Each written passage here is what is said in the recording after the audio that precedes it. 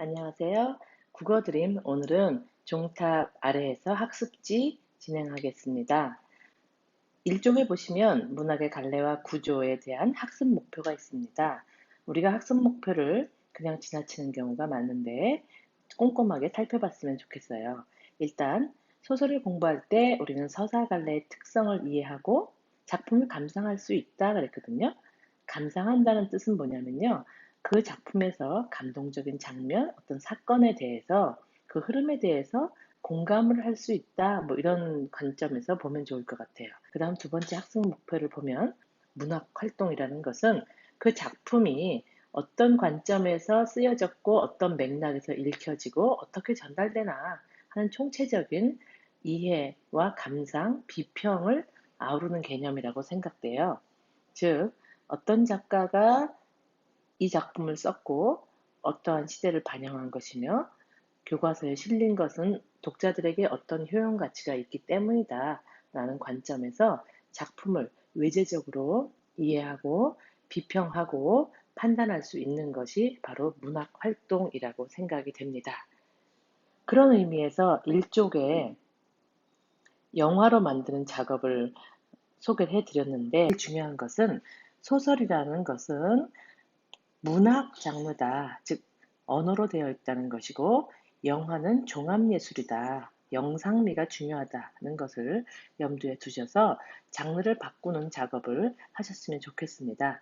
선생님이 지금 여기 적어 놓은 것은 이 작품의 주제를 가장 코어에서 전쟁과 평화라는 두 가지 관점에서 보았다는 것이고, 그 평화를 상징하는 공간적 배경은 신광교회와 종탑이며, 전쟁을 상징하는 공간은 여기가 후방이기 때문에 뽀라는 공간이 되겠습니다. 그리고 이 부분에서는 시각적인 것이 중요하다면 평화를 상징하는 그 신광교회 주변에서는 청각적인 심상이 굉장히 중요해진다라는 것을 얘기했고요. 벽보 주변에 있는 그 어른들, 나와 관련된 어른들은 이 어른들도 뭔가 상실되고 결핍된 그런 상태를 상징하는 인물들이 되겠고요. 또 이 관점을 바꿔본다면 영화에서는 주인공을 딸고만 아버지로 해서 다른 관점에서 편집을 할 수도 있을 것 같습니다.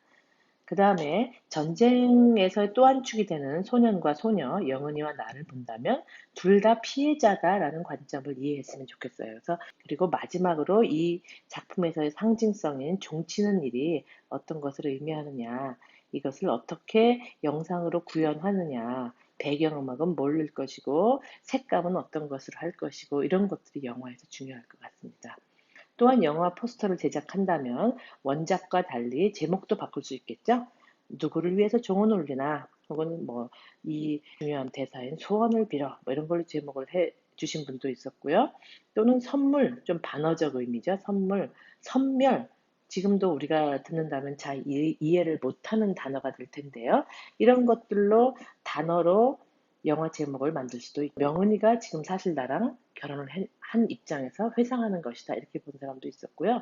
또는 나와 명은이 사이에 제3자를 넣어서 어떤 이해의 삼각관계 이런 것들을 상상한 친구들도 있었습니다. 이쪽으로 넘어가겠습니다. 여러 등장인물에 대해서 상징적으로 아이콘화를 시켰어요. 아이콘화 시켜서 두 소년과 소녀의 이야기가 중심이 되면서 배경을 바꿔가면서 이렇게 진행된다라고 화살표로 이렇게 진행을 했고, 이것의 의미를 상세하게 텍스트로 이렇게 노트를 해놓은 것을 볼 수가 있죠. 그리고 왼쪽 끝면 영화 감독으로서 자신이 표현하고자 하는 노트를 여기다 해놨는데, 여기서 특히 크게 네 가지 정도인데요. 중요한 것은 전쟁의 간접적 피해자와 직접적 피해자를 통한 전쟁의 끔찍함을 그렸다. 소년, 소녀의 우정과 애정이 나타난다. 그리고 특히 소녀를 이해해가면서 소년이 성장해가는 모습이다. 뭐 이런 것들을 여기다 메모를 해놨어요. 굉장히 잘 만들어진 메모라고 생각이 돼요. 그 다음에 다른 사람은 또 반대로 접근을 했는데 텍스트로 문장을 먼저 요약을 해서 마치 중국집에 있는 회전하는 테이블처럼 첫 번째, 두 번째, 세 번째, 네 번째, 다섯 번째 이렇게 이야기의 전개 순서가 이 방향으로 이렇게 돼가고 있는 거죠. 서로 초등학교 동창들이 모여서 지금 지팡이를 짚고 있어요. 즉, 나이가 들었다는 얘기고요. 그리고 모여서 서로 얘기를 하는 거죠. 얘기하면서 그 옛날로 돌아가서 이 조그마한 계집애가 나오고 내가 지금 밥을 먹으려고 생각하는 거. 이건 또 그 나비가 되겠죠? 이게 과거로 돌아가는 거고요. 그리고 특이한 것은 명은이의 방에 들어간 장면을 여기서 구체화시켰는데 먹을 것이 잔뜩 있고 지금 여기서 얘는 막 떠버리고 있죠. 그 당시 침대도 있고 간식도 주었으니까 명언이는 굉장히 유복한 그런 환경이라는 것을 알 수 있는, 즉, 이 아이가 이 돌아다니는 것하고 대조되는 그런 장면이겠죠. 색감이나 배경이나 음악 같은 것도 굉장히 다르게 진행이 될 것 같습니다. 이렇게 그림으로 아이콘으로 만들어준 것도 굉장히 잘 만든 활동이라고 생각이 돼서 여러분들에게 소개를 드립니다. 을 넘어가면 짧은 글짓기가 사실은 문학적인 문장 만들기에 알파요 오메가가 되는데 여러분들이 귀찮게 생각하지 않고 쭉쭉 만들어 가셨으면 좋겠어요. 저한테 보내주신 걸 보니까 굉장히 잘 참여를 했더라고요. 이 친구 같은 경우는 굉장히 꼼꼼하게 낱말 뜻이 교과서에 있는 문장을 쓰고 그 낱말의 뜻을 또 조그맣게 써 넣었습니다. 특히 어떤 것들을 보면 2번 B 같은 경우는 보면요. 주장에는 고두밥도 지혜밥도 다 있었고 이것에 대해서 얘기를 써줬고요. 그다음 전쟁, 뭐 전황, 교착을 넣어서 낱말들을 잘 했어요. 이것을 참고로 여러분들이 보시면 상당히 면밀하게 꼼꼼하게 했구나. 정말 대단하다라는 생각이 들 거예요. 이런 것도 한번 참고를 해보시고 서술형 문제에 답을 할 때 선생님들이 채점 시 좀 고려하는 게 뭐냐면 문장에 필수 성분이 들어가야 있는가 하는 것이에요. 즉 주어, 서술어는 물론이고 어떤 서술어는 목적어를 꼭 필요로 하거나 보어를 필요로 하지 않습니까? 그래서 그런 것들을 생략하지 않아야 된다. 그리고 더 중요한 것은 앞뒤의 문맥이 맞아야 되죠. 즉 인과적인 관계가 형성되도록 왜 그렇게 됐나 이런 게 설명이 되면 조금 더 완벽한 문장이 될 것 같습니다. 제2 같은 경우 보면 득이양양한 목소리였으나 누가 그는 승리에 찬 득이양양한 목소리였지만 그 모습은 잔디밭에 퍼벌하고 앉아있으니 영 매력이 없었다라든지 영 볼품이 없었다라든지 하면 더 자세하게 완벽하게 기술이 된 거라고 볼 수 있을 것 같아요. 그래서 이런 것들을 자꾸 훈련을 하시면 문장에서 무엇이 빠졌는가 나는 이해를 하지만 그것을 보는 사람들에게 전달이 되려면 주어, 서술어, 그다음 목적어, 보어, 수식해줘야 되는 말, 꾸며줘야 되는 말들 이런 것들이 정확히 들어가야 되겠습니다. Q를 보고서 굉장히 감탄했는데요. 이 Q를 보면 무단히 도리머리였거든요. 민수가 무단히 서리의 과제를 도용하는 모습을 본, 이거 굉장히 잘 쓴 것 같아요. 본 상준이는 연방 도리머리를 하였다. 야, 진짜 박수 쳐주고 싶어요.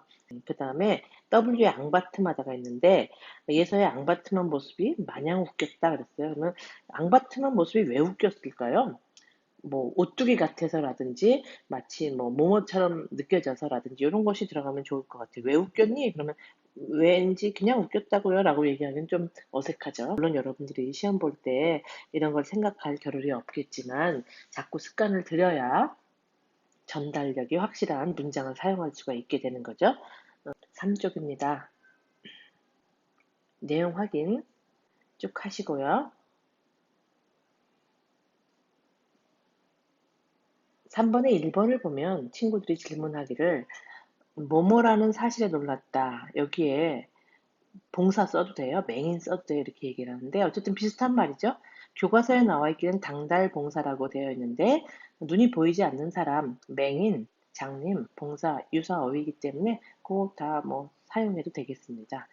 그 다음에 마찬가지로 3번에 4번 보면 명은이에게 선물로 무엇을 준비했다. 여기에 해당되는 내용이 유사한 게 많죠.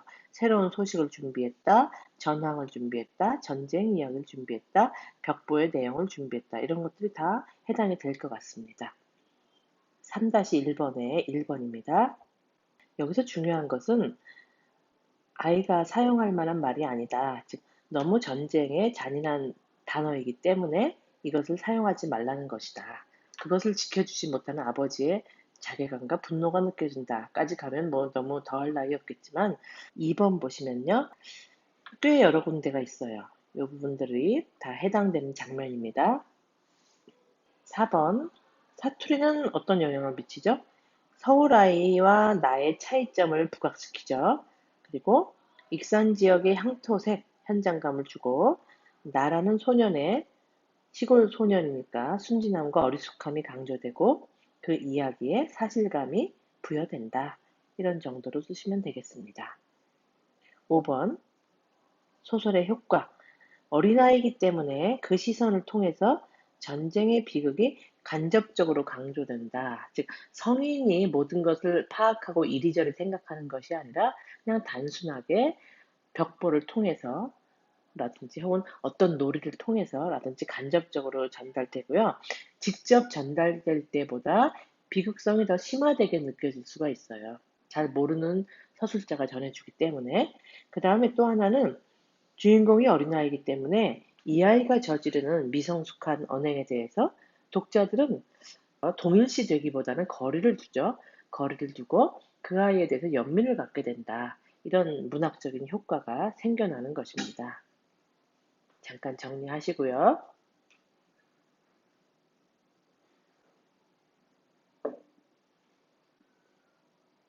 4쪽으로 넘어가겠습니다.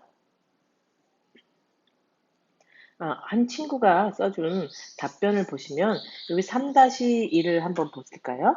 아버지는 왜 나에게 화를 내셨을까?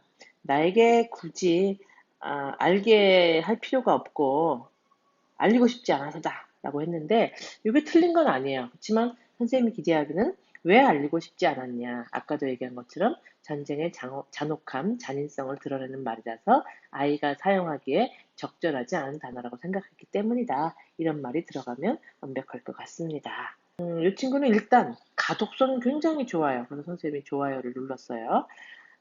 이 친구는 전쟁의 잔인성이라는 단어를 꼭 집어서 넣어줬어요. 그러면 굉장히 더 좋은 점수를 받을 수 있겠죠.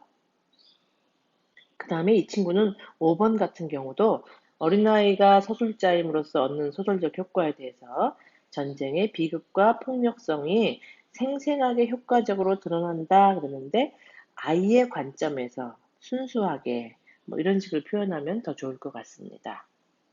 물론 틀린 건 아닙니다, 여러분. 그 다음 넘어가겠습니다. 4쪽입니다. 내용 확인하기인데요. 1번. 명원이는 뭐라고 말했냐면 왜 거기 서 있니? 왔으면 얼른 들어와야지 라고 얘기했어요. 2번. 딸고만 아버지는 한 명만 골라서 종주를 잡아당기는 영광을 주었죠. 신광교에 간 날 명원이는 직접 종을 쳤나요? 처음에는 쳐지 못하고 듣기만 했죠. 자, 4번. 어느 요일에 갔냐면 목요일에 갔죠. 왜? 그날은 예배 모임이 없어서. 5번. 명은에게 나는 소원을 빌어 라고 외쳤죠. 6번. 나를 떼어내지 못했습니다. 그래서 셋이 합쳐서 종은 더 세게 올려진 것이죠. 4-1번을 보겠습니다. 종을 침으로써 억울함이 호소되고 보살핌을 받을 수 있다. 즉 소원을 이루고 싶었기 때문이죠. 그래서 이런 내용 쓰면 되겠고요. 2번, 직접 얼굴을 만져보는 것. 무슨 의미인가? 볼 수가 없으니까 네가 고마워서 꼭 기억하고 싶다. 즉 고마움과 친밀감의 표현이면서 건호를 기억하고자 하는 그런 동작으로 보인다. 고마움의 표현이라고 볼 수 있겠죠. 그 다음에 3번, 딸고만 아버지가 종을 치게 된 장면. 맨 처음은 방해자로서 2명을 종에서 떼어내려는 의도로 해서 시작했죠. 그렇지만 결국은 함께 종을 쳤기 때문에 이것은 전쟁의 아픔이 여러 사람의 힘을 합해야 극복될 수 있다. 이런 상징으로 해석을 할 수 있죠. 그 다음 4번. 명훈이는 왜 울었나요? 카타르시스가 됐다. 분노 같은 것들이 표현이 되었고, 그리고 표현이 되면서 동시에 해소가 된 것으로 보인다. 이렇게 짐작할 수 있겠습니다. 종을 치면서 명은이가 소원을 빌었죠. 그래서 여태까지 아무한테도 얘기할 수 없었던 그런 것도 표현했기 때문에, 그리고 표현했다는 것은 해소될 수 있는 가능성이 있는 거죠. 그래서 감정의 절정, 클라이막스가 되면서 갈등이 해소되는 곳이다. 그래서 명언이는 울음을 터뜨렸을 것이다 라는 거죠. 5번입니다. 이야기가 아주 설명이 되지 않고 갑작스럽게 결말이 일어났어요. 종소리 치면서. 이것은 어떤 효과를 거두냐면 독자들한테는 호기심을 줘요. 그리고 어떻게 됐을까 상상할 수 있게 해주죠. 이런 거 이제 열린 결말이다 이렇게 얘기를 하는데요. 그리고 종소리가 상징성이 더 부각돼요. 맨 끝에 강조가 되는 거죠. 그래서 이 종소리가 의미하는 여기서는 소원을 이룰 수 있게 한다는 것, 그리고 명은이의 소원은 전쟁이 끝나고 누군가 자기를 보살펴 줬으면 좋겠다라는 그런 기원, 이런 것들이 강조되는 효과가 생기는 거죠. 이와 같이 잠시 정리할 시간 드리겠습니다. 5쪽 진행하겠습니다. 문제 1번은 가장 인상 깊은 부분을 찾아 쓰고 이유를 설명하세요. 그랬죠?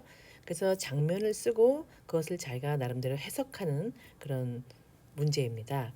예시를 보여드리면 나의 행동과 생각이 변화하는 과정이 인상 깊었다. 그 장면들이 있었죠.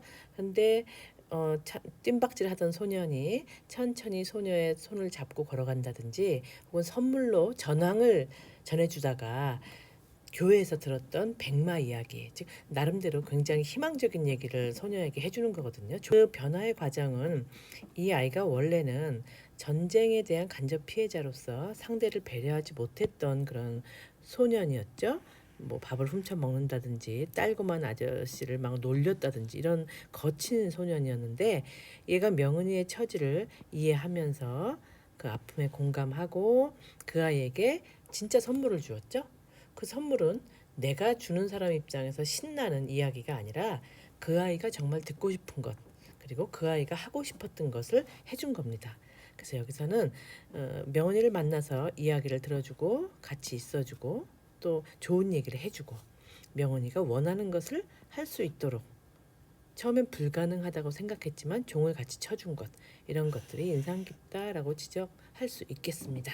물론 다른 정답을 제시하셔도 되겠죠. 두 번째 문제입니다. 이 작품의 의미를, 이게 바로 문학 활동에 해당되는 거죠. 자신의 경험이나 사회적 현상, 역사적 사건과 연관지어 해석해보자. 예시가 있는데요. 이 예시 문장에 구애받지 말고 여러분들이 너무 막막해 하기 때문에 문장 형태를 예시로 준 것이기 때문에 이것은 여러분들의 자유로운 생각을 담아내는 하나의 그릇과 같다. 이렇게 생각하시고 작성해 주시기 바랍니다. 예시를 들어본다면 나는 이 6.25 전쟁의 피해자 명은이 입장에서 이 작품을 재해석하고 싶다. 관련된 우리의 역사적 사실 중에서 살다 보면 자신의 뜻과는 무관하게 피해를 보는 경우가 있고 굉장히 결정적인 트라우마를 겪게 되는 사람도 있죠. 그래서 뭐 세월호 사건 같은 것을 떠올리면서 명은이가 전쟁터에서 부모님을 잃고 혼자 살아남은 그 아이였잖아요. 그런 것처럼 살아남은 사람이 겪었을 트라우마에 대해서 생각을 확대해 볼 수 있겠죠.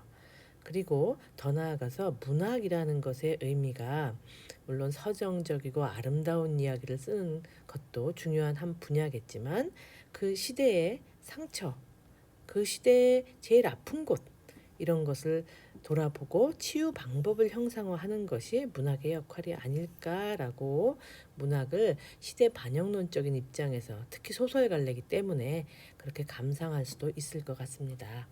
여러분들이 정리하시고요. 여기에 관련된 친구들 작품 보시면서 다음으로 넘어가겠습니다. 6쪽입니다. 작품을 정리하는 건데요. 이거는 일단 현대 소설이다. 즉 고전 소설이라든가 개화기 소설이라든가 신소설이 아니라 우리나라에서 1920년대 이후에, 그리고 이 작품은 1970년대에 써진 그런 작품이죠. 소설이기 때문에 스토리가 있고 서술이 되고 있죠. 그리고 그 역사적 배경이, 시대적 배경이 현대다라는 걸 알 수 있고요. 교과서에 실릴 만큼 단편 소설이다. 그래서 단편 소설은 대하 장편 소설과는 달리 단일한 인상 그리고 통일성, 이런 것들이 중요합니다. 150매 내외의 그런 소설 작품들을 얘기하는데요. 구성 방법으로 본다면 액자 소설에 속한다. 다 이해가 되는 부분이죠. 작품의 성격은 굉장히 사실적, 향토적, 상징적이라는 말을 씁니다. 사실적이라는 말은 그 배경이 판타지가 아니라 한국 전쟁이라는 역사적인 사실, 팩트를 바탕으로 했기 때문에, 또 상상의 섬 혹은 무인도 이런 것이 아니라 익산군을 배경으로 하기 때문에 향토적 느낌을 주고, 소년의 사투리 같은 것도 거기에 한 몫을 하죠. 상징적이라는 것은요, 특히 여기서는 백마 이야기, 종소리의 상징성이 부각되기 때문에 상징적 작품이다라고 볼 수 있죠. 배경이 한국전쟁, 익산, 시청 앞, 교회당이 있는데요. 지난번 교과서 설명하면서 얘기한 것처럼 시청 앞이라는 공간은 벽보가 붙어 있고 전황을 전해주는 그런 일상적이고 사실적인 세계라면, 교회당은 회개의 기도를 하고 종소리를 통해서 평화가 전파되는 배경을 나누어 볼 수 있겠습니다. 주제를 보겠습니다. 주제는 먼저 전쟁 소설이기 때문에 상처를 치유한다라고 볼 수 있죠. 혹은 전쟁의 참혹성을 고발하고 그것의 치유 가능성, 이런 걸 살피는 게 전쟁 소설인데요. 사실 전쟁 소설은 조선 후기에도 굉장히 많았어요. 일본과의 전쟁, 청나라와의 전쟁, 우리가 역사 시간에 조일 전쟁, 조청 전쟁이라고 배우죠. 그것을 배경으로 한 소설이 임진록이라든지 박시부인전 이런 것들이 있어요. 우리나라의 역사적 아픔이겠죠. 하지만 전쟁이 없었던 나라는 또 없거든요. 근데 특히 우리나라 최근세사에서 1950년에 일어났던 6.25 전쟁, 그 전쟁으로 인한 민족의 아픔을 담은 소설들이 많이 있었습니다. 교과서에는 나와 있지 않지만 유해라든가 탈향, 이북을 탈출하는 이야기요. 탈향, 유해라는 소설을 보면 전쟁 포로로 잡혀서 총살 당하기 직전에 자의식을 그려낸 소설이거든요. 그 다음에 그 여자의 집이라는 것은 일제 강점기 때 강제로 징집된 겪었던 이야기를 그린 것이 바로 그 여자의 집이고요. 박완서 씨의 소설이죠. 이 뒤에 나오는 오정의 중국인 거리는 소녀가 성장해 가면서 전쟁이 어떻게 이 소녀의 눈에 보이는가, 그리고 어떤 상처를 주었는가, 이런 것들을 나타낸 소설이라고 할 수 있겠습니다. 그 다음에 사랑과 연민, 즉 서로에 대한 공감과 이해로 이 상처가 치유될 수 있다는 걸 보여주는 거고요. 그 다음에 세 번째는 나의 입장에서 본다면 성장하는 것이다, 소년이, 이런 거죠. 그래서 10살짜리 소년이 10살이기 때문에 그 생각과 행동에 한계가 있어요. 남을 이해 못하죠. 독자들은 그 소년에 대해서 일종의 거리 두기를 하면서 판단을 하면서 계속 이 소설을 보게 되기 때문에 1인칭 소설이지만 거기에 공감하고 동일시가 되지 않는 부분, 이것도 특별한 소설적인 효과가 되겠습니다. 1인칭 주인공이라고 하더라도 그 주인공이 1인칭인 내가 외향적일 수가 있고 내성적일 수가 있거든요. 그래서 이 소녀는 바깥쪽의 사건 그리고 명언이를 관찰하는 그런 시각이 외향적으로 있다면, 중국인 거리에서의 나는 굉장히 다른 사건을 자기 안으로 삭혀내면서 해석해주는, 그리고 성장하는 그런 특성을 갖고 있어요. 종탑 아래에서를 1인칭 주인공 아니다, 이것은 명언을 서술해주는 시점이다, 이렇게 보는 분들도 있거든요. 근데 어쨌든 1인칭 주인공이라는 것이, 주인공이 외향적인 사건을 주로 보고 관찰하는 관점도 있고 그 사건을 통해서 자기의 얘기를 하는 경우도 있어요. 이것은 마치 비유로 얘기하자면, 여러분들이 일기를 쓸 때 초등학교 때 오늘은 무슨 일이 있었다, 내 짝하고 같이 놀았다, 내 짝이 울었다, 그냥 이렇게 쓸 수도 있고요. 내 짝이 뭐 했는데 나는 이걸 보고 뭘 느꼈다라고 결론을 꼭 자기가 내부에서 결론을 내리는 경우도 있거든요. 이런 차이라고 볼 수 있을까요? 어쨌든 1인칭 주인공 시점이라 하더라도 조금 서술의 관점이 내향과 외향이 차이가 있는 경우가 있습니다. 그 다음에 소년이 선물로 전황을 주다가 백마 이야기를 해주죠. 그래서 결국 이 백마 이야기를 들은 명은이가 자기도 종을 치고 싶다라는 생각을 하게 되기 때문에 백마 이야기도 일종의 복선 역할을 해주는 거죠. 전쟁의 피해자의 관점에서 봅시다. 요거 지난 시간 수업하고서 질문하러 온 사람들이 한 5명 있었어요. 소녀가 직접적인 피해자죠. 그러면 소년이 왜 피해자라는 거죠, 선생님? 이렇게 의문을 표시하더라고요. 소녀는 소녀같이 전쟁으로 인한 고아가 되거나 부모님을 잃거나 하진 않았습니다. 학교도 다니고 있어요, 어쨌든. 그렇지만 이 소년의 언행을 보면 섬멸, 괴멸 이런 말들 그냥 쓰고요. 일상사가 전쟁놀이죠. 또 전쟁으로 인해서 아이가 가져야 되는 순수성을 많이 훼손당했어요. 짝눈이 아저씨를 무시하고 딸고만 아버지에 대해서 막 놀리고 다니고 막 훔쳐먹기 이런 거 막 하잖아요. 그래서 이 아이도 전쟁으로 인한 그 상황의 간접적인 피해자라고 볼 수 있다. 이렇게 보는 거죠. 그래서 피해자는 직접적인 피해자 소녀, 그다음에 간접적인 피해자 나라고 볼 수 있다. 그리고 상징으로 본다면 당달봉사, 백마 이야기, 종 치는 일 이렇게 상징인데요. 결국 당달봉사는 소녀가 전쟁의 피해자라는 것을 의미하는 거고, 백마 이야기는 이 이야기에서 종 치는 일에 그 행위에 의미를 부여하는 것이 되겠죠. 그래서 함께 종을 친다는 마지막 결말은 뭐냐면 이 전쟁의 상처는 다 같이 협력하여 치유될 수 있다는 그런 상징성이 있는 거죠. 자, 그러면 그 밑에 동그라미 호떡을 4조각으로 냈습니다. 호떡인지 파인지 모르겠지만 소설에서 중요한 인물, 사건, 배경, 구성 4쪽으로 나눴고요. 그 4방향에서 각각 작가 윤은길, 전쟁소설, 성장소설, 주제 측면에서 살펴보았어요. 선생님이 미리 필기해 놓은 것에 대해서 여러분들이 조금 너무하십니다. 진도가 빠릅니다. 이렇게 얘기를 하는데요. 불가피한 선택입니다, 여러분. 작가부터 보시면요. 이 작가 윤은길 씨는 지금 살아계세요. 전쟁에 관한 소설을 많이 쓰셨, 자기의 경험이 묻어난 소설이겠죠. 이분은 장편보다 단편, 중편을 많이 쓰셨는데 생활고 때문에 그랬다고 말씀은 하세요. 여러분들이 중학교 때 배웠던 기억 속의 들꽃, 여기서도 전쟁 이야기죠. 여기서 나온 소녀는 명은이가 아니라 명선이었어요. 그래서 이 소녀가 피난민이 버리고 간 아이였는데 금가락질 가지고 있어서 어른들이 얘 몸을 수색하고 막 이런 폭력적인 장면이 나오죠. 그래서 결국 이 소녀가 비행기 소리를 듣고 철교에서 놀다가 물에 빠져 죽는 그런 비극적인 장면이고, 나는 그 부서진 철다리를 건너지 못하다가 명선이가 빠져 죽고 나서 그 다음에 거기를 건너가죠.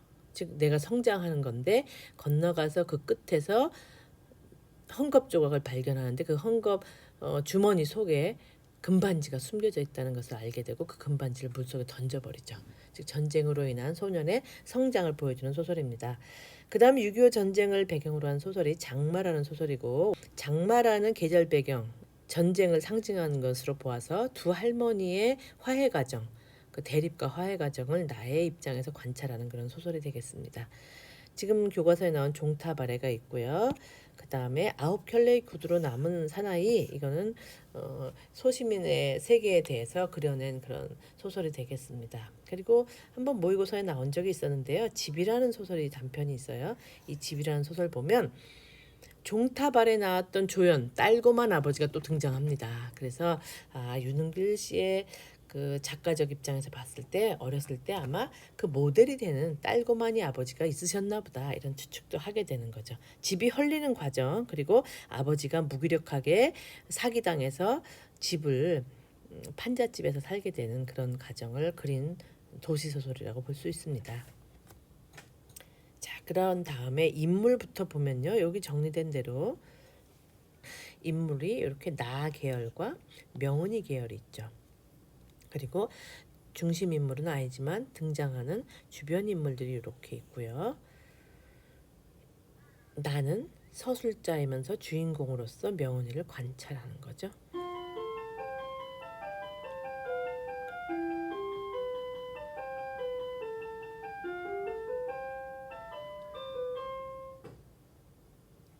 끝내라고 종이 쳤지만 우리는 계속 해야 됩니다, 여러분.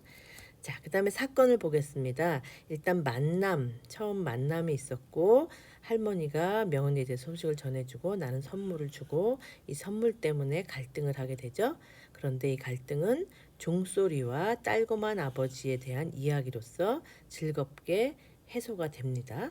그 다음에 종탑을 보러 가면서 백마 얘기를 해주고, 그래서 이 백마 얘기를 통해서 명은이도 종을 치고 싶다. 결국 이것을 이루는 그런 이야기, 소원을 이루는, 작은 소원을 이루는 이야기죠. 큰 소원은 이루어지지 않았지만 작은 소원을 이루는 이야기가 바로 이 중심 사건이 되겠습니다. 배경 보시면요. 계속 반복이 되지만 전쟁, 한국 전쟁이라는 상황 속에서 익산이라는 우리나라 지도에서 보면요. 익산이 위치한 곳은 일단 최전방인 38선이 아니고 격전지였던 서울도 아니에요. 서울은 서로 이제 탈환하기 위해서 막 싸우거든요. 그리고 피난지인 부산도 아니에요. 이 중간쯤에 있는 전라북도 익산이거든요. 그래서 익산이라는 곳의 특수성상 이것은 후방이다. 그리고 익산에서 공적인 공간인 시청 앞과 사적인 그리고 치유의 공간인 교회를 대비시켜서 여기에 따라서 전개된 사건의 양상이 다르고 배경은 시청에서 교회로 옮겨지게 된다 이런 얘기죠. 전쟁의 피해와 상처를 고발하는 소설이 되겠고 서로 이해와 치유, 공감 이런 것들이 바로 주제에 가까운 얘기가 되겠죠. 그리고 종탑 아래에서라는 제목처럼 맨 마지막을 벽보로 끝내지 않고 종소리로 끝낸 이유는 모두의 기원, 평화, 전쟁의 종식 이런 것들이 여기 담겨 있다고 보겠습니다.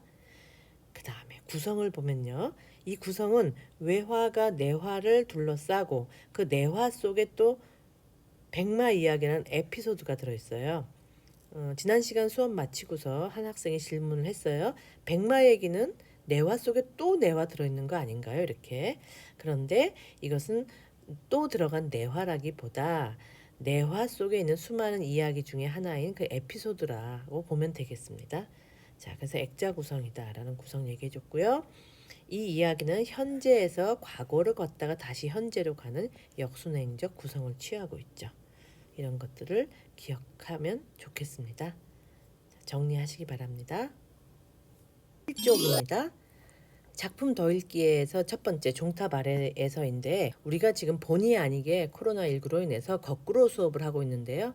이 거꾸로 수업이라는 것은 먼저 자료를 제시하면 그걸 충분히 읽고 와서 그 다음에 모여서 활동 위주로 수업을 전개하는 걸 말하거든요. 그래서 여러분들이 수업을 듣고 와서 저하고 만났을 때는 이 학습지를 하고 또 저한테 학습지를 보내주고 하면서 자그마하게나마 교류가 일어나고 학습이 이루어지는 것에 대해서 선생님이 굉장히 감사하게 생각하고요. 여러분들이 정말 많이 보내주시고 열심히 해서 보내주셔서 정말 감동하고 있습니다. 비록 선생님의 문자 메시지는 이제 한도에 달할 것 같아요. 지금 400개를 지금 두 번째 보냈더니 거의 경고 메시지가 왔더라고요. 자, 어쨌든 종탑 아래서를 보면요. 지난번에 교과서에 있던 것이 내화였잖아요. 그 외화, 바깥 줄거리에 해당되는 것이죠. 여기 보면 순애보라는 말이 있는데 순애보라는 말은 뭐예요? 진짜 사랑 얘기죠. 그래서 지금 남자 동창생들이 모여서 순애보에 대해서 말하는 건데 최건호가 지금 나가 아니라 최건호잖아요. 3인칭 전지적 작가 시점으로 전개되고 있다. 그리고 얘는 내내 잠자코 앉아 있다가 뜻밖에도 마지막 이야기를 했다라는 것은 최건호의 성격이 과묵하다. 좀 내성적이다라는 걸 알려주는 거죠. 잊혀지지 않는 소녀에 대한 얘기를 하겠다라는 거고 그러자 친구들이 원래 얘가 얌전했기 때문에 듣자고 막 얘기를 하는 거죠. 그래서 여기 보면 순애보 여부를 판별하는 첫 번째 기준은 발화자의 과묵성, 즉 발화자는 말하는 사람이고 최건호를 얘기하죠. 최건호가 아무 얘기도 안 하고 있다가 서로 자기 사랑 얘기를 막 부추겼다는 그런 내용이 되겠죠. 거기 보면 10살짜리 머심의 지지배 이게 바로 내화에서 주인공 두 명이죠. 나와 명은이. 그러면서 이제 발화자의 과묵성과 진지성으로 사람들이 순애보라고 생각하는 것 같다고 전지적 작가가 이렇게 해설을 해주죠. 이제 얘기가 시작됩니다. 그 시작되는 것은 바로 어떻게 보면 클로즈업이 아니라 이렇게 싹 겹쳐지는 오버랩되는 부분이죠. 영어로 찍는다면. 그래서 만세 주장 근방의 살적의 일인디 하면서 과거로 슬며시 지금 들어가는 거죠. 그래서 과거 얘기가 교과서에 실린 부분이 되고 그다음 종소리로 이야기가 끝났잖아요. 끝났을 때 아니 벌써 다 끝난 거야? 라고 의문을 제기해요. 왜냐하면 이 이야기에 대해서 상당히 불만이 있는 거예요. 그 불만은 뭐냐면 얘기가 대중들의 환호를 받으려면 행복해야 돼요. 눈을 확 떴다든지 아니면 걔랑 나랑 결혼했다든지 그렇게 해피엔딩이 있어야 되는데 종소리가 울리고 끝났다. 완결이 안 됐다는 거죠. 그리고 여기서 이 60이 넘은 남자 동창들은 그래서 둘이 어떻게 됐다는 얘기가 도대체 손잡고 끝났어? 종치고 끝났어? 이런 얘기거든. 친구들은 굉장히 실망했습니다. 자기가 앞에서 얘기했던 이야기, 소매치기와 창녀의 사랑, 이것은 뭐냐면 내가 명은이와 했던 사랑과 굉장히 대조가 되는 거죠. 그래서 현실적인 그런 성인 남녀의 사랑 이런 것과 대조가 되거든요. 그래서 뭐라고 얘기했냐면 결론적으로 명은이란 지지배는, 즉 소녀도 아니에요, 지지배, 이렇게 비속어를 쓰면서 종소리 울려서 눈 떴냐 못 떴냐, 이게 현실적인 관심이에요. 떴냐 못 떴냐 물어봤어요. 그리고 끝났거든요. 그러니까 결국은 답이 없는 거예요. 만약 여러분들이 소설가라면 혹은 영화를 만든다면 그 결말을 넣을 수 있겠죠. 떴냐 못 떴냐, 현실적인 답은 두 가지일 거예요. 떴다 아니면 못 떴다, 혹은 나도 모르겠다. 뭐가 될까요? 그러면 그 이유도 설명해주고 그 인과관계를 좀 설명해줘야 되겠죠. 자, 그 옆에 있는 곳들 조금씩 낱말뜻 있는 거 살펴보시고요. 정리하시기 바랍니다. 여러분, 이번엔 장마를 설명하겠습니다. 선생님 마음이 굉장히 바빠요. 왜냐하면 다음 주 한 주 지나고 나서 그 다음 주 한 주 등교 수업한 다음에 기말고사잖아요. 그런데 마지막 금요일 바는 한 주 수업을 또 못하고 시험을 보게 돼서 이 해설을 온라인 클래스에 미리 올려놓기 위해서 지금 열심히 나가고 있습니다. 자, 장마라는 소설은요, 윤은길의 소설이고 한국 전쟁을 배경으로 한 전쟁 소설이다. 여기 나오는 등장인물은 크게 내가 주인공으로서 관찰을 하고 있고요. 내가 관찰하는 두 인물, 외할머니와 친할머니가 되겠습니다. 자, 앞부분의 줄거리 보시면 장마가 계속되고 있다. 이 소설의 배경이 장마입니다. 지긋지긋한 장마, 쏟아 퍼붓는 장마, 장마철이 되면 집중호우로 인해서 여러 가지 피해가 일어나고 사람들은 그 답답하고 갑갑하고 음습하고 이런 기운에 눌려서 지내게 된다는 거거든요. 자, 전쟁통에 우리 집에 피난 와 있는 외할머니, 국군 외삼촌이 전사했다는 통지를 받아요. 그리고 나서 자기 아들을 죽인 그 빨치산들에게 대해서 저주를 퍼붓는데, 이것은 친할머니 입장에서 보면 굉장히 화가 나는 일이죠. 내 아들은 빨치산인데 빨치산 다 죽어야 돼라고 한다면 내 아들을 저주하는 게 되니까요.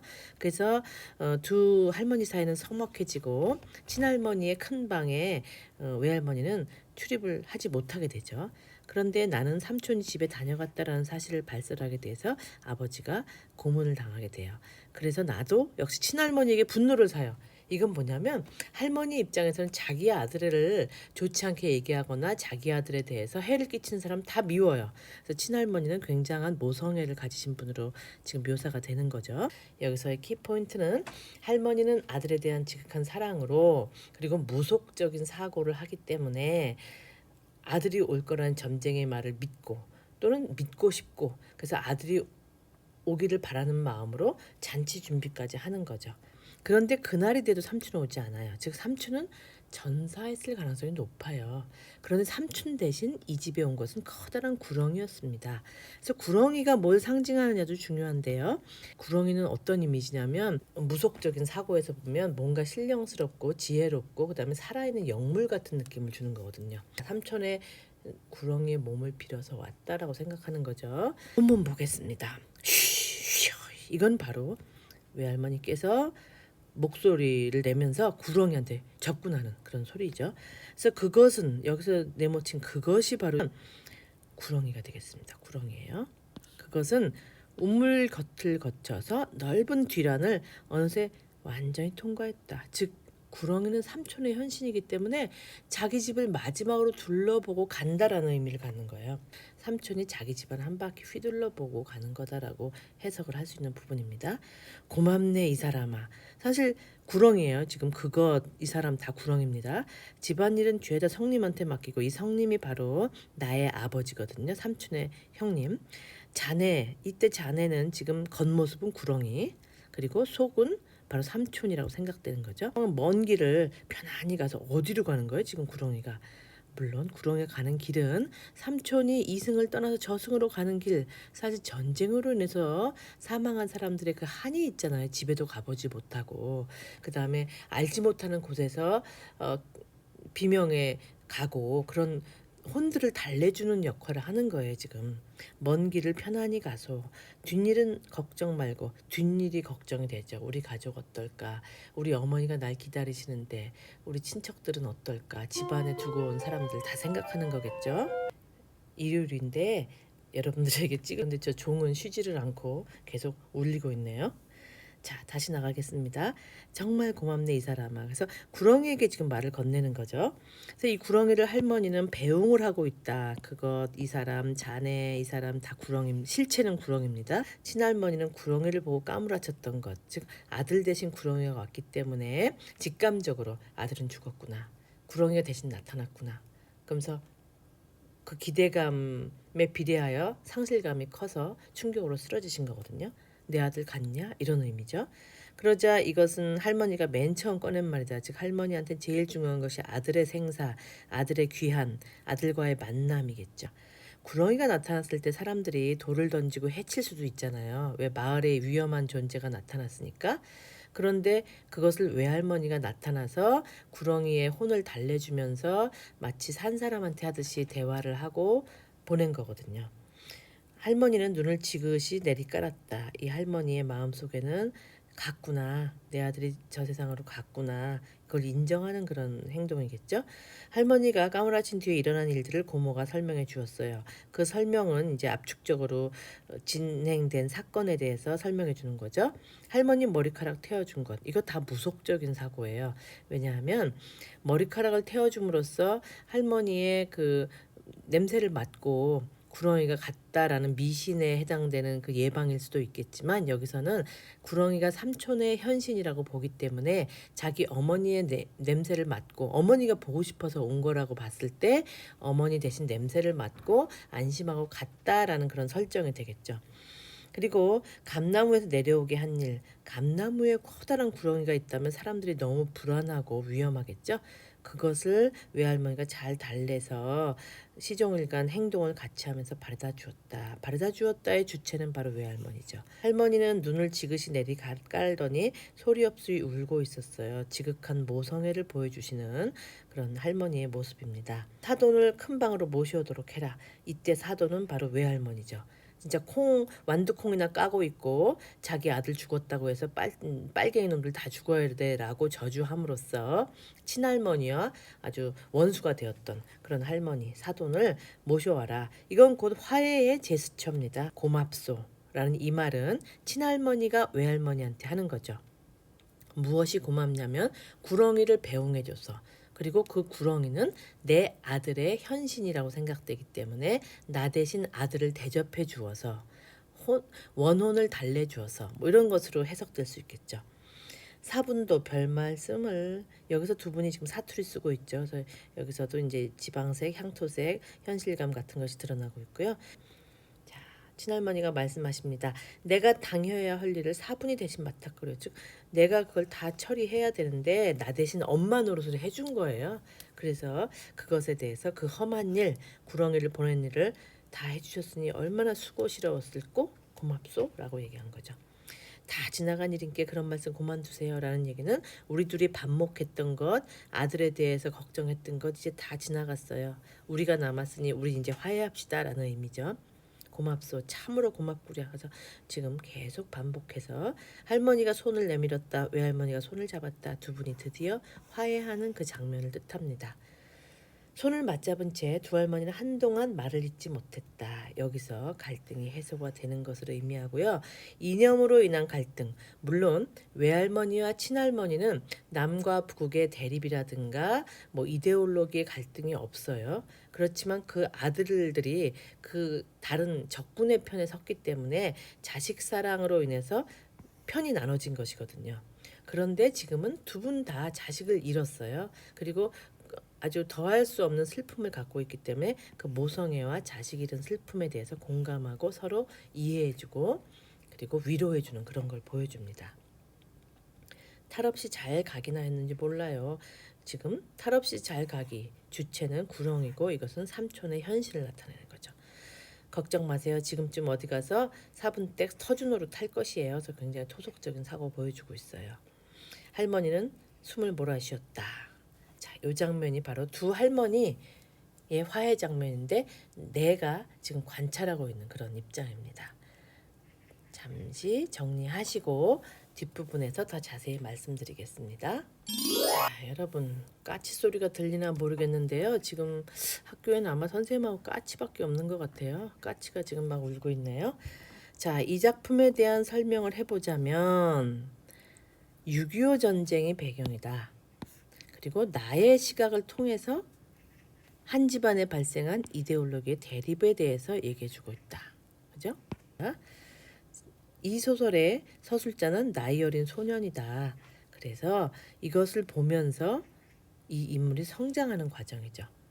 인물 속에 보시면 친할머니, 외할머니, 나, 동만이라는 아이, 초등학교 3학년, 굉장히 철부지 소년이죠. 그 인물의 구성은 이렇습니다. 친할머니는 빨치산, 공산군 삼촌을 기다리고 있고, 외할머니는 국군인 아들을 잃고 누가 죽였냐면 이 빨갱이들이 죽였다라고 하면서 공산당을 증오해요. 그래서 아들로 인해서 두 분이 대립하는데 사실은 이것은 이념을 대리적으로 대립하는 거예요. 두 분이 공산당이고 뭐 이래서 대립하는 게 아니라 아들로 인해서 이 대립이 나타난 거죠. 그런데 구렁이가 나타나면서 이 구렁이는 점쟁이의 말에 의하면 어느 날 어느 시 온다고 한 삼촌 대신 이 집으로 왔거든요. 그래서 이 구렁이가 바로 삼촌이다. 그렇다면 삼촌은 몸이 지금 없어진 상태다 이렇게 보는 거예요. 구렁이가 현신이다 이렇게 보는 거예요.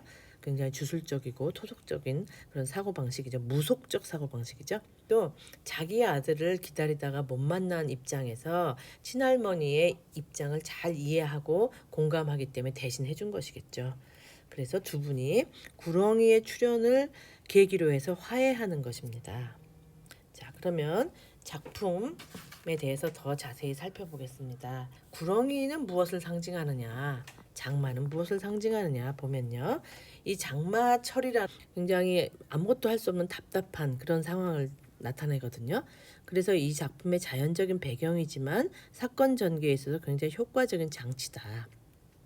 온 세상이 물걸레처럼 질펀히 적셔졌다라는 표현을 해요.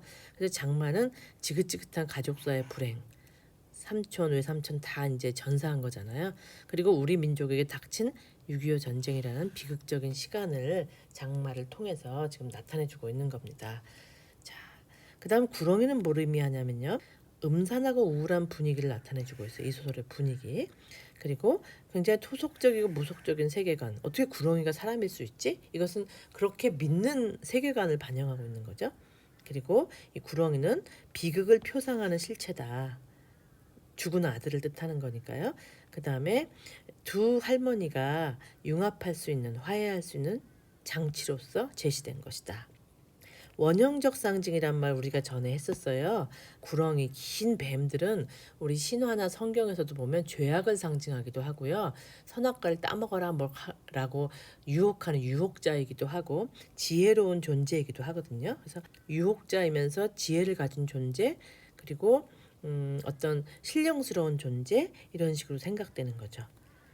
자, 이 작품에서 이 이념의 대립과 화해를 보면 장마는 지루한 그런 전쟁을 상징하는 것이 되겠고 외할머니와 친할머니의 대립은 이념의 대립을 대리로 하는 거라고 볼 수 있겠습니다. 다음 구쪽입니다. 할머니가 잠들기를 기다려 구안을 맡은 고모만을 남기고 모두들 큰 방을 물러나왔다. 할머니는 이 생에서 자기가 해야 될 일, 즉 아들의 무사히 돌아온 것을 맞는 일, 요것을 완결했기 때문에 또 까무라친 거야. 즉 친할머니의 의식 불명 상태, 정신이 혼미한 상태를 표현하는 겁니다. 대소변을 일일이 받아내는 고역을 치러가면서 할머니는 꼬박 한 주일을 더 버티었다. 생의 마지막 순간에 대해서 지금 묘사하고 있습니다. 안에 있는 아들보다 밖에 있는 아들을 언제나 더 생각했던 할머니. 여기서 안에 있는 아들은 나의 아버지를 뜻하는 거고요. 밖에 있는 아들은 전쟁에 참여해서 지금 고생하고 있는 아들, 삼촌을 얘기하는 거예요. 마지막 날 밤에 다 타버린 촛불이 쓰러지듯 직유법으로 생명이 소진되는 모습을 묘사했습니다. 그렇게 눈을 감았다.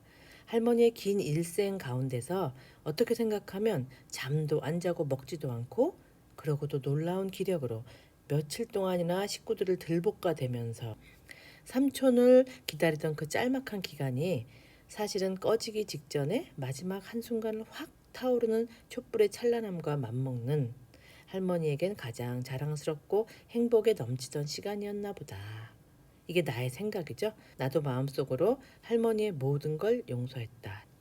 그리고 마지막 문장은 역시 단편소설답게 정말 지루한 장마였다라고 날씨 이야기로 끝을 맺고 있습니다. 이때 장마라는 것의 상징성은 지루한 전쟁, 모든 것을 물걸레처럼 질펀하게 만드는 전쟁, 온 거리가 비로 적셔진 것처럼 피로 적셔졌던 그런 현장, 이런 걸 연상시키면서 전쟁을 상징하는 거죠. 그리고 이 장마가 끝남으로써 두 할머니의 갈등이 화해로 끝나게 되었다라는 것을 의미하는 것입니다. 중국인 거리도 전쟁을 배경으로 해서 쓰여진 1인칭 주인공 시점의 소설입니다. 오정희 씨의 소설인데요.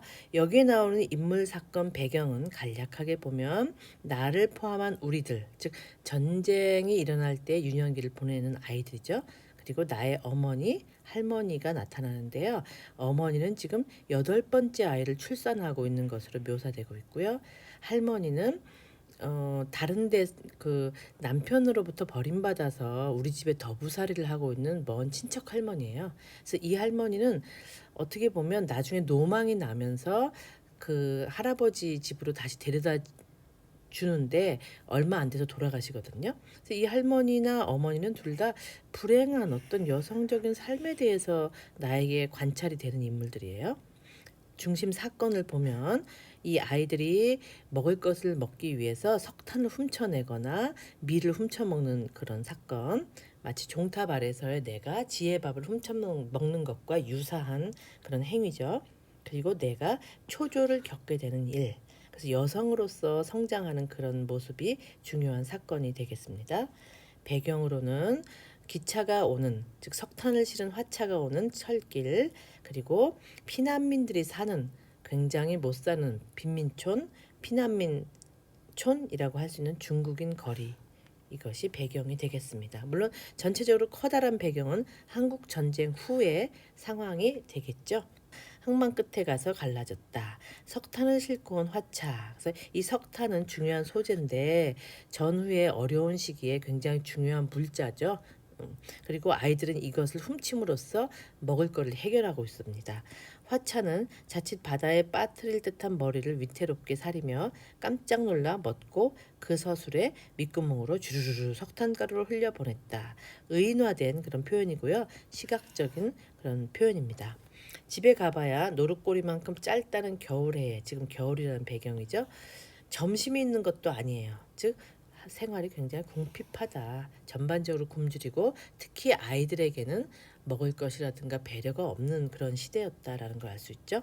우리들은 학교 수업이 끝나는 대로 가방만 던져준 채 때를 지어 선창을 지나 제분 공장에 갔어요. 그래서 이 시대의 제분 공장은 밀가루 만드는 공장이죠.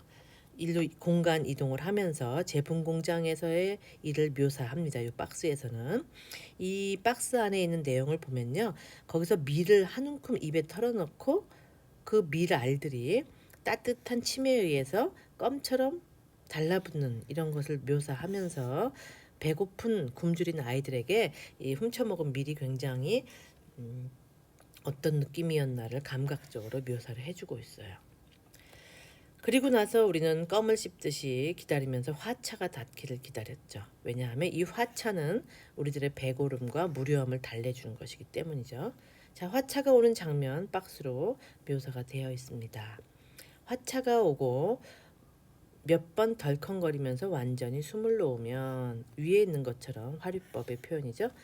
우리는 재빨리 바퀴 사이로 들어가서 석탄가루를 훑고 이가 벌어진 문짝 틈으로 갈퀴처럼, 마치 손을 이렇게 갈퀴처럼 들이밀어서 조개탄을 막 후벼내고 있다. 그래서 아이들은 굉장히 극성맞고 악창맞고 그악스럽게 지금 석탄을 훔쳐내고 있거든요. 그래서 인부들이 나타나면 막 도망가요. 잡힐까봐. 그래서 얘네들은 몸 놀림이 잽싼 아이들은 아주 시멘트 부대 하나 가득 석탄을 훔쳐내고 있어요. 그리고 낮은 철조망으로 막 도망갑니다. 도망가서 이 아이들은 간이 음식점에 가서 이 석탄을 주고서 그날의 노획량이라고 하고 있잖아요. 마치 무슨 사냥을 간 것처럼 훔쳐온 걸로 국수, 만두, 찐빵 같은 것을 먹어요.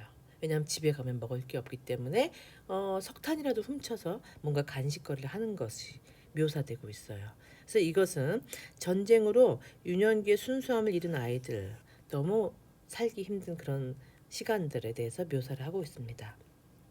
석탄은 군고구마, 딱지, 사탕도 돼요. 즉 모든 것이 되는 요술 지폐처럼 석탄은 굉장히 유용한 물자가 됩니다.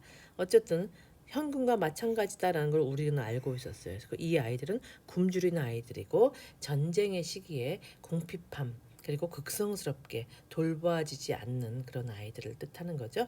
그래서 우리는 사철 검정 강아지였다. 은유법으로 뭘 나타내냐면 1년 내내 검정 강아지처럼 새카맸어요. 물론 전쟁터니까 씻지도 못했고 햇볕에 나가서 끌리고 해서 반짝반짝했지만 석탄을 훔쳐서 먹을 것을 바꿔 먹기 위해서 아이들은 석탄이 까맣게 묻었죠. 석탄 도둑들이죠. 그걸 강아지들이었다. 강아지처럼 빨빨거리고 다니면서 석탄을 훔쳐서 그걸로 뭐 음식과 바꿔 먹는 그러한 시절을 묘사하고 있는 겁니다.